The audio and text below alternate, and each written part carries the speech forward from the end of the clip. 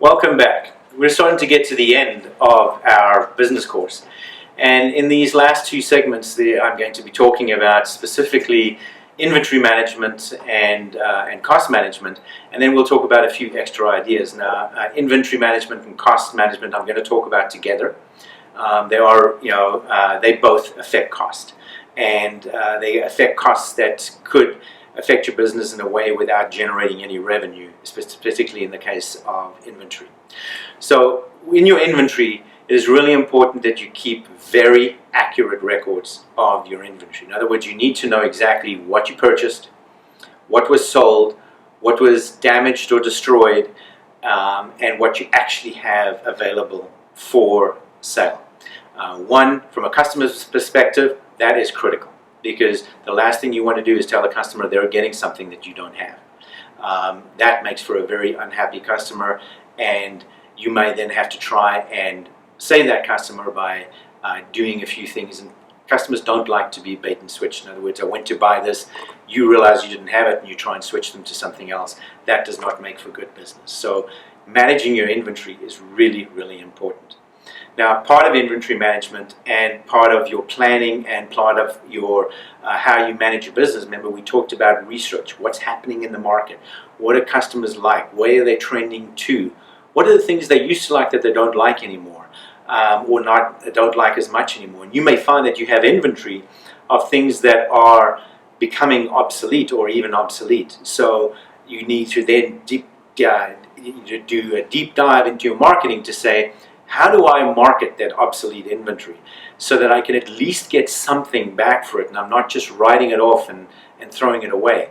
And I wouldn't say throw it away, because one of the things that you want to do in your inventory is make sure that you are looking at it from a sustainability and environmental perspective as well, so that when you dispose of product and things like that and how you package it, and remember your packaging is part of your inventory as well, that you're doing it in a basis that you're doing it in a way that is friendly to the environment, good for your customers and good for you as a business. But you want to be able to recover something for the money that you've invested in that inventory. You want to make sure that you are looking at that and understanding, how do I recover so that I can use at least some of that money to do something different or get us into the next trend, or what are the things that customers are moving towards at this point in time. And as I've talked about inventory, you can understand that those are all costs to your business, and they can be a really heavy cost to your business, particularly where you haven't managed it well, and you've had to write off a lot of inventory because you can't find it, or it's grown legs and walked out your door, or it's become obsolete and you haven't dealt with it in time. So you want to make sure that you are really on top of your inventory, so that you see when things are starting to go obsolete and there's not a big demand for those anymore, and you move them out of inventory and you keep them out of inventory, and that will reduce your costs. Other costs that you can look at is you're always looking at how you can manage things better. And when you're doing things like A/B testing in your marketing, as an example, and you're doing that kind of testing, you understand where to spend your advertising dollars so that you spend less to get more, or at least you're spending the dollars in the right place so that your advertising is effective in generating sales. There must be sales generating dollars, and that's where you want to look at. From an employee perspective, you want to invest the money to train your employees so that they feel very capable, they feel good at what they do, they feel like they're experts at what they do, they're happy about working for you, and they can do things faster because they are trained really well. So they can start handling more customers than they used to in an hour or in a certain period of time, because they are well trained, they feel good about what they're doing, and they feel like they're a part of the team and part of the family.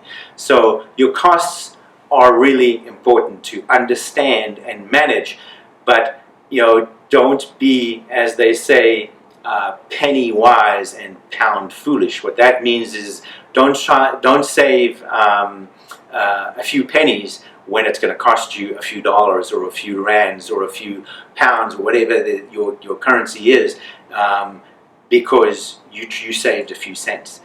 That's not what you want to do. What you want to look at is how do you invest to get more, so that your costs are contained and you're getting more productivity and you're getting things done better all the time from a customer perspective as well as your own, with less or the same amount of dollars while increasing your revenue. So this is all, really important that you understand what your inventory is. Now remember, even in services you have an inventory, because you have a certain number of hours that each person providing a service can do in a day, in a week, in a month, in a year.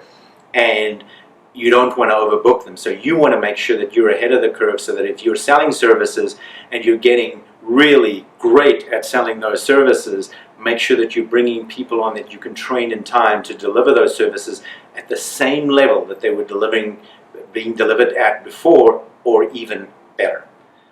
So in the last segment, we're going to look at some other ideas to consider, and we'll be right back with those as we close off for now. Thanks again.